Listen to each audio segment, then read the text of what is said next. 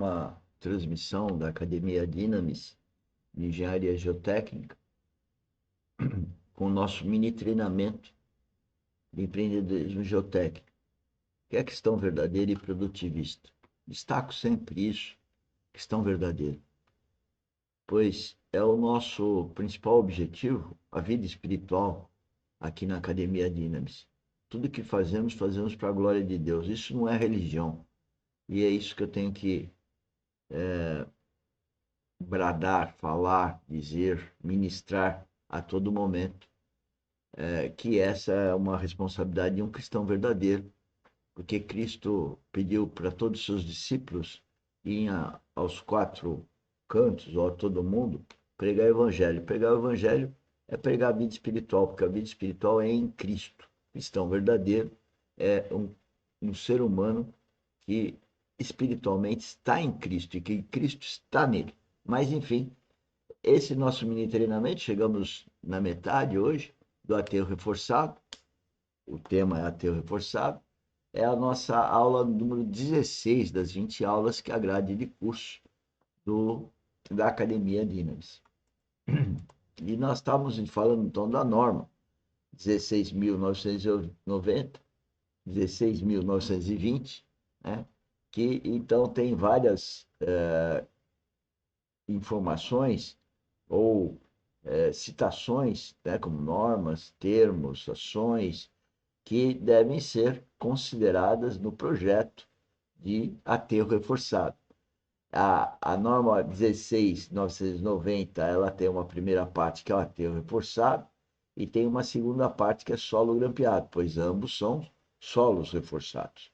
E aí está mostrando a definição de conceitos, agora o que é o reforço, características do reforço, tipos de reforços, os geossintéticos, geogrelha, tela de aço, fita de aço, como calcular esses reforços, o recebimento na obra, o problema de controle de qualidade, do material, que é que eu foco mais, como trabalho geotécnico.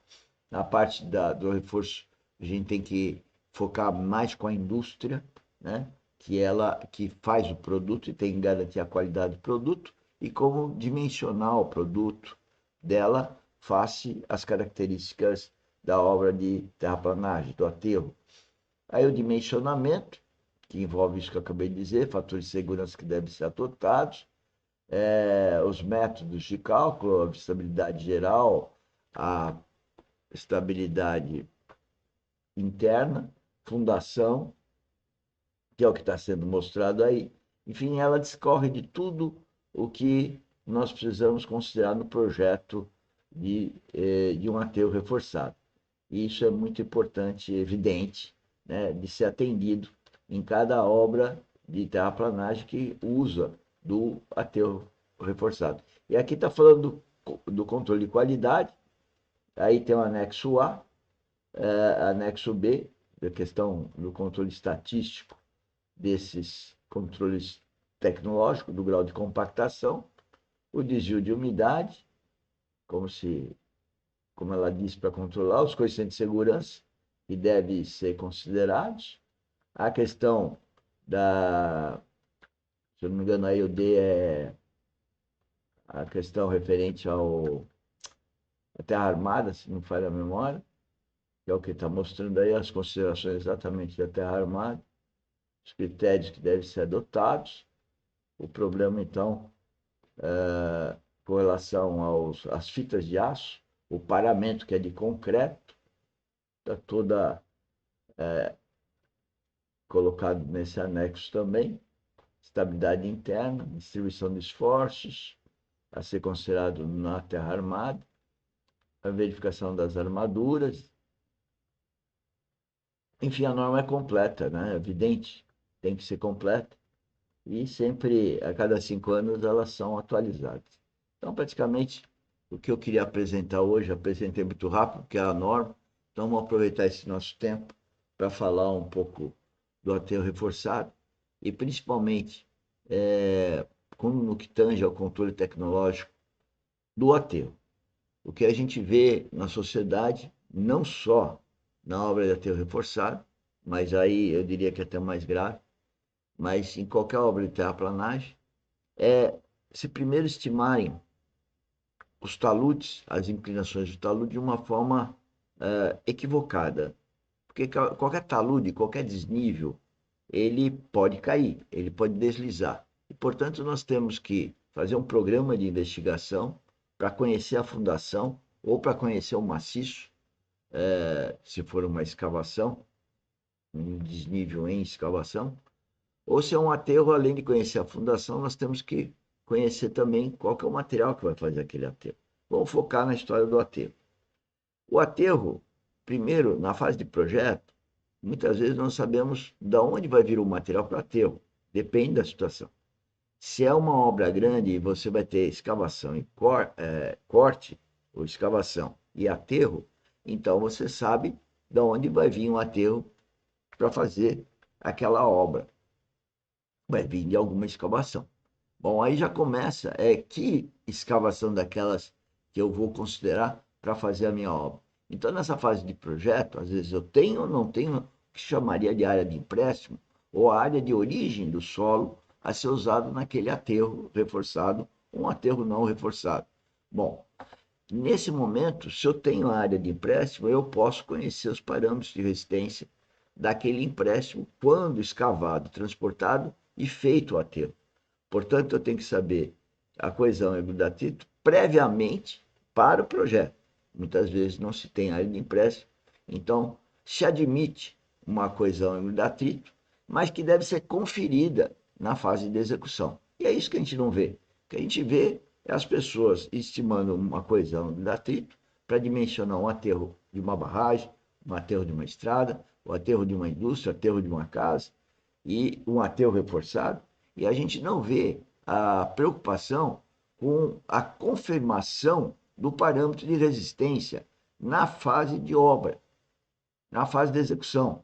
Olha, é engraçado que a engenharia civil, no caso do concreto, ela faz isso, ela verifica o FCK na fase de obra, no tanto que tira corpos de prova.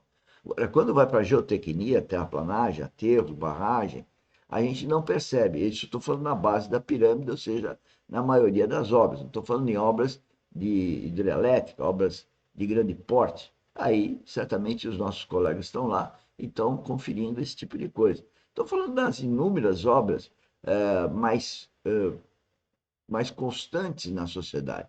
Obras de uma estrada, obras de um barramento numa fazenda, obras de uma barragem municipal, por alguma questão, uma estação de piscicultura que precisa ter barramentos, uma estação de tratamento que precisa de barramentos, uma indústria que precisa ter o reforçado, se o espaço não dá em talude. Enfim, todas as situações eu não vejo o controle de qualidade na fase de execução, conferindo se os parâmetros de resistência adotados no projeto estão sendo satisfeitos. Isso, a norma fala nisso, e como eu participei da norma, fala aquém do que eu entendo. Ou seja, como a norma traz o que a sociedade pensa, o que a sociedade pensa é isso, é contrário do que a gente pensa. O controle tecnológico do aterro reforçado, do solo, da parte do solo, deve ser muito melhorado. Por que, que isso acontece socialmente na sociedade? Né?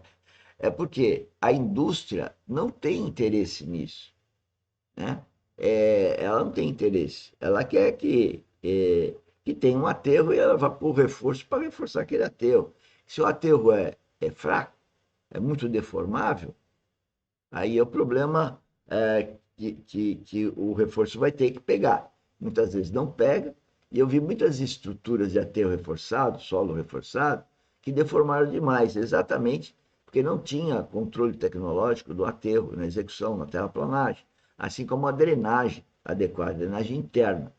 Bom, era isso que a gente queria colocar nesse momento para vocês, e eu vou só me preparar aqui para a segunda parte, e a segunda parte é sobre a gestão. E falando em gestão, a gestão ela é fundamental em qualquer atividade, em qualquer coisa. Gestão está ligado a planejamento, planejamento está ligado a cronograma, está ligado a controle de qualidade, e o que a gente não vê, tanto no aterro reforçado, tanto nas obras, na parte da engenharia, né?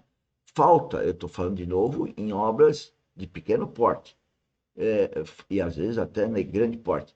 Falta planejamento, falta cronograma, nós chamamos de PPPO, né? Que é pendências, providências e prazos. E prioridades, teria um quarto P. Né? E as pessoas não conseguem, principalmente os jovens, têm muita dificuldade em planejar. Né?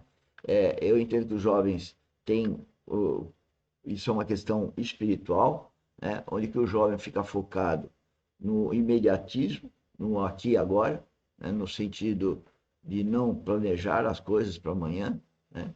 E vão fazendo da própria cabeça, né? Porque o planejamento ele é feito que envolve outras pessoas. Quando a pessoa vive muito no eu, ela acaba não planejando, ela fazendo no eu dela, né? Ela planeja para ela. E o planejamento que estou falando aqui é para a sociedade, né? Para o cliente maior. Bom, então vamos agora passar aqui para a segunda parte.